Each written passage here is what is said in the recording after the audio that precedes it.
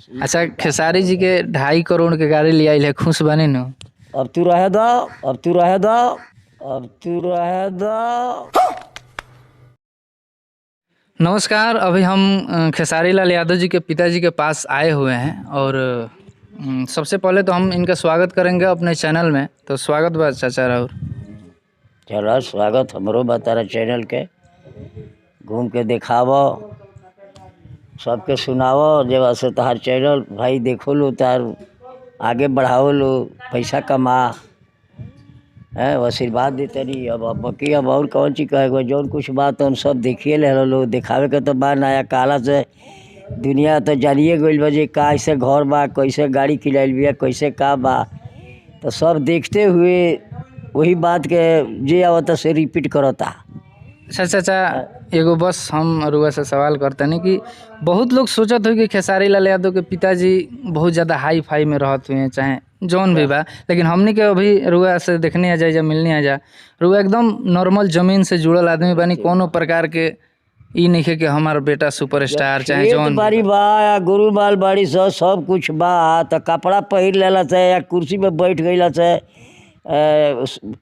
बढ़िया लोग आ जाई, या हम अपना धरती पे जैसे बानी वैसे बानी, हमका करो लंगटे लिखी नू। बहुत लोग बा कि जैसे कि थोड़ा सा हो जाता तो लोग लागत दिखावे। उ देखावला के छोड़ो, उ देखावला से का भइल।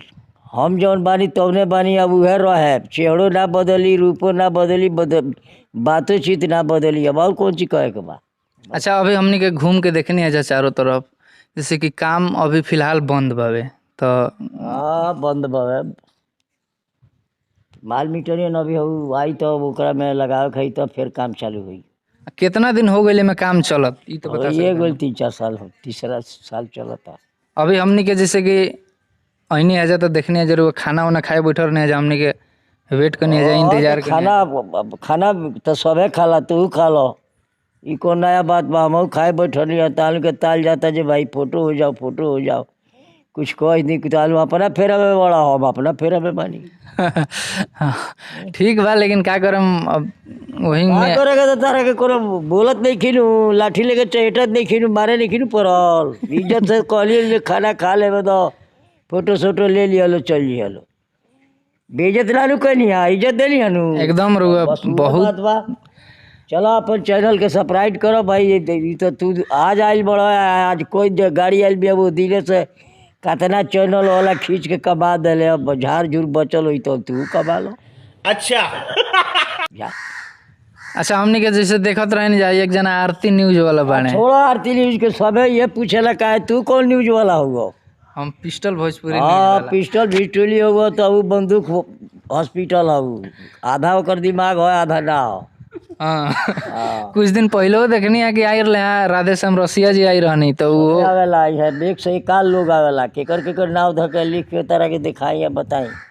हाँ इजा तो बहुत जेकरा लोग नाव आवत आवे है। के होला उहो अब फोन करला तो लियरा आवेला तो आ जाला, देख लेला, देख के चल जाला बस। अच्छा, खेसारी जी के 2.5 करोड़ के गाड़ी ले आइल है, खुश बनी नु?